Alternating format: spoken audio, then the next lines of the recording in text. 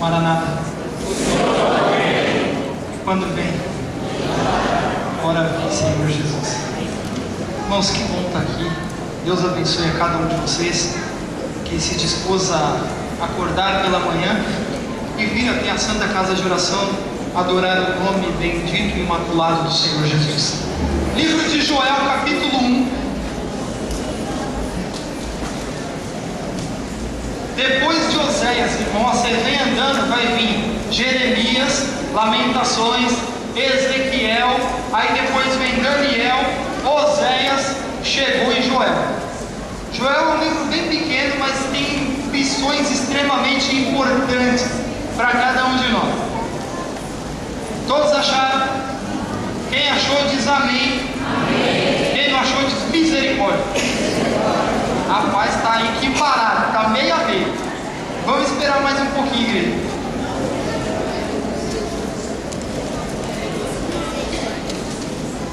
Todos acharam? Amém. Joel capítulo 1, verso 1 diz assim: a palavra do Senhor que foi dita ou dirigida a Joel, filho de Petuel. Ouve isto, vós anciãos, escutai todos os moradores da terra. Aconteceu isto em vossos dias ou nos dias de vossos pais? Irmãos, o verso 1 diz assim que Joel acabou de receber a mensagem.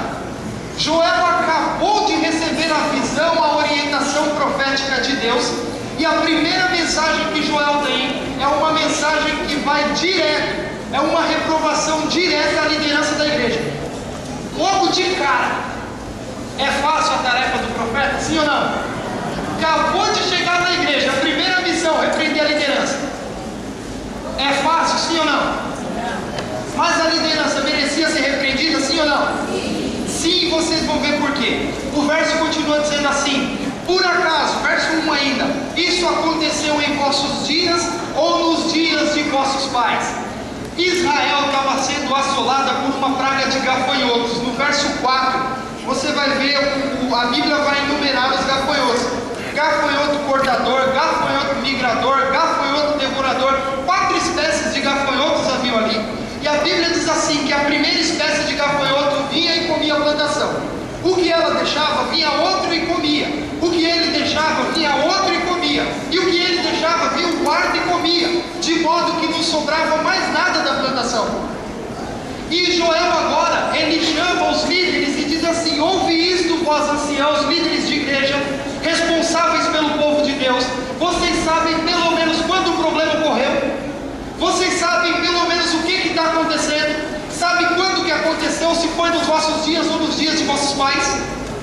Você tem noção do problema que o povo está enfrentando? A palavra de Deus diz que Deus escolheu líderes para a sua igreja. Amém? E eu creio na hierarquia divina, irmãos. Eu creio na escolha de Deus, no estabelecimento de Deus dos seus líderes. Deus estabelecendo os seus líderes. Eu acredito nisso.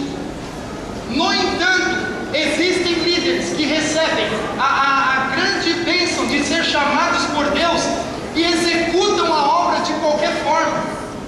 A liderança, ela foi chamada para cuidar da igreja, para cuidar do rebanho, junto com o pastor, anciãos, diáconos, líderes de departamentos, tem a responsabilidade de cuidar do rebanho de Deus. Deus confiou isso a cada um de nós, e bendito seja Deus, porque é um privilégio. Graças ao bom Deus, é um privilégio trabalhar na sua obra. Mas Joel, ele referindo-se aos líderes do seu tempo, ele diz assim: você sabe do problema que vocês estão enfrentando? Tem noção? Irmão, a liderança da igreja, ela serve para vigiar as entradas da igreja. A Bíblia diz assim que hoje surgem todos os tipos de doutrinas de demônios, sim ou não? E essas doutrinas de demônios vão parar onde? Na igreja. Satanás não criou doutrina de demônio para infiltrar no mundo, porque o mundo jaz no maligno, ok? As doutrinas de demônio ele criou para desvirtuar o povo de Deus nos seus caminhos. Foi para isso que ele criou. E aí ele começa a infiltrar. Quem que tem que vigiar as entradas da igreja? Quem? Vou fazer com vocês igual eu fiz com as crianças. Quem? Para não ouvir. Quem? Os líderes. Essa é liderança da igreja. Está escrito. Deus nos chamou para isso, dos líderes de qual eu faço parte, viu, irmão? Tudo que eu estou falando aqui eu me incluo, tá? Para ninguém achar, ele está falando, não. É para nós, serve para nós, para o nosso crescimento. Nós fomos chamados para isso. Deus nos chamou para isso. A Bíblia diz assim, no livro de Ezequiel, capítulo 3, Deus diz assim: eu vos instituí, verso 16, eu vos coloquei por atalaia sobre a casa de Sião. Pergunta, quem é um atalaia? Quem sabe? Quem? Ouvi daqui. É o que vigia, o que anuncia, o que cuida. No livro de 1 Coríntios capítulo 14 diz assim: se o atalaia não der a trombeta, não tocar a corneta no sonido certo, como nos prepararemos para a guerra? Diz o verso.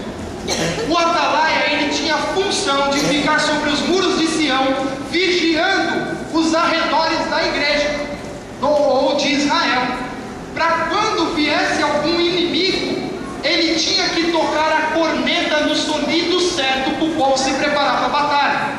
Por que o verso diz sonido certo, irmãos? A corneta era usada para muita coisa em Israel: casamento, coroação de reis, e também para alertar o povo de algum perigo. Vamos supor que o atalaia está lá dormindo em cima do muro, que nem a gente falava antigamente no mundo, está lá moscando, em cima do muro. Aí vem o inimigo, ele toca a corneta para casamento. Resolveu o problema? O que vai acontecer com o povo? O que vai acontecer? Vai ser surpreendido, vai virar escravo e vai perder a vida. Deu para entender a importância do atalaia? E a profetisa do Senhor diz assim, que os atalaias modernos, sabe quem são? Os líderes da igreja. Eles têm que dar a corneta no sonido certo. Surgiu um problema dentro da igreja, o líder tem que avisar, para cuidar do rebanho. Porque se ele tocar a corneta no sonido errado, o povo vai ser pego de surpresa e consequentemente o povo de Deus vai perecer. A profetisa do Senhor diz assim, que o atalaia, livro Cristo Triunfante, meditação matinal de 2002, o dia 6 de dezembro, o último parágrafo, ela diz assim, que os atalaias de Sião, eles não podiam dormir, eles não podiam toscanejar, sabe, cochilar, não podia. E tem atalaia que cochila. Aí ele não podia cochilar, porque ele tinha que vigiar o povo. Sabe como que era colocado lá? Já viram presídio? Quem já viu presídio aqui? Ok. Tem gente que nunca viu. Maravilha. Eram colocados torres de vigia, igual nos presídios, sabe? A diferença é que em cima, o soldado do presídio, ele vigia quem está dentro. O atalaia vigiava o lado de fora, que o perigo vinha de fora. Se o atalaia dormisse, o povo era surpreendido. Ele não podia dormir, diz a Bíblia. No livro Atos dos Apóstolos diz assim, que eles ficavam se conversando, se comunicando, para que um não deixasse o outro dormir.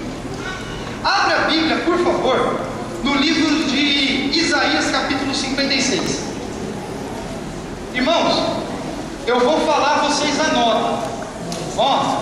Abre no livro de Isaías 56, mas eu vou falar, vocês anotam. No livro de Apocalipse, capítulo 22, o verso 15, tem um texto que diz assim: ficarão fora do céu, os cães, os idólatras, os ladrões, os salteadores e os mentirosos.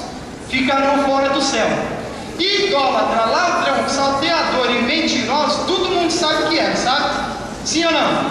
Sim. Sabe. Mas quem são os cães que não vão entrar no céu? Será que no céu não vai ter cachorrinho? Já pensou? A Bíblia diz assim, que no céu o lobo vai comer palha com o leão, a ovelha vai andar junto com, ou melhor, o leão vai comer palha com o boi, a ovelha vai andar junto com o cordeiro. A profetisa do Senhor, no Primeiros Escritos, página 18, ela diz assim, que ela teve uma visão do céu, e ela passou no meio de muitos animais, e haviam animais de várias espécies no céu. A Bíblia diz que haverão muitos animais do céu.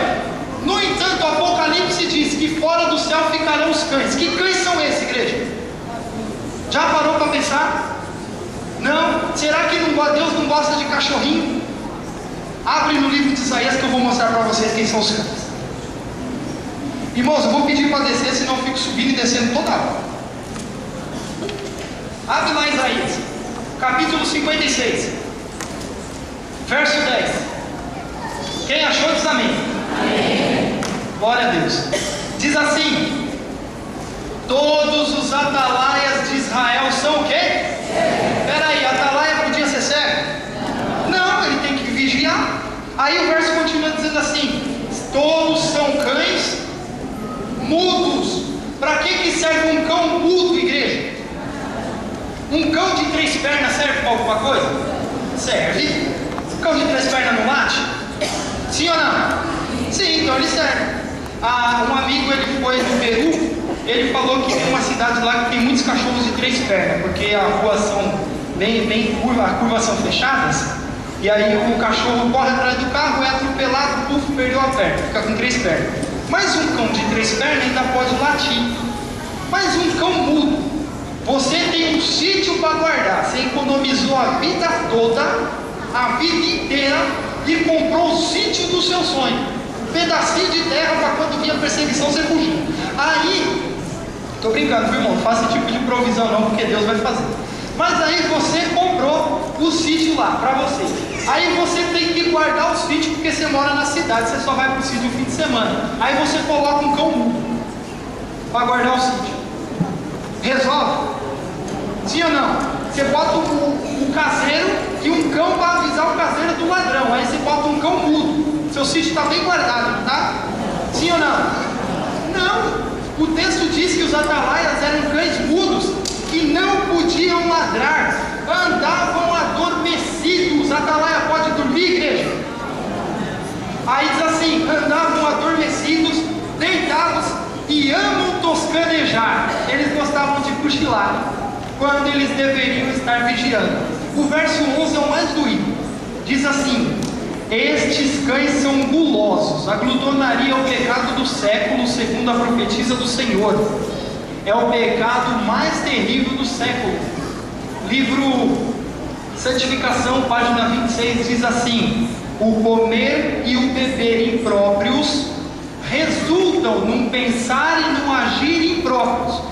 A pessoa que come mal e que bebe mal, ela vai agir mal e pensar mal. Deu para entender? Aí alguns dizem: irmão, eu estou na igreja há tanto tempo, mas não consigo me controlar. Para de comer bobagem. É um caminho, você vai ver que as coisas vão ficar melhores. Irmão, mas eu não consigo ter um bom temperamento com a minha mulher. Para de comer determinadas coisas, você vai ver que a coisa vai mudar na sua casa, sabe? Comece corrigindo esses maus hábitos e você vai ver. Glutonaria é um pecado do século. O atalaia não pode ser glutão. O verso continua dizendo assim: nunca se podem fartar, são pastores que nada compreendem, todos eles se tornam para o seu próprio caminho, cada um para a sua ganância, todos sem exceção. Vinde, diz cada um deles, trazei vinho, beberemos bebida forte, e o dia de amanhã será como este, ou ainda melhor. Olha a desgraça, igreja. O texto diz assim: são pastores que nada compreendem. Pergunta: o texto está falando de todo pastor? Sim ou não? Não, está falando daqueles que só se importam consigo mesmo.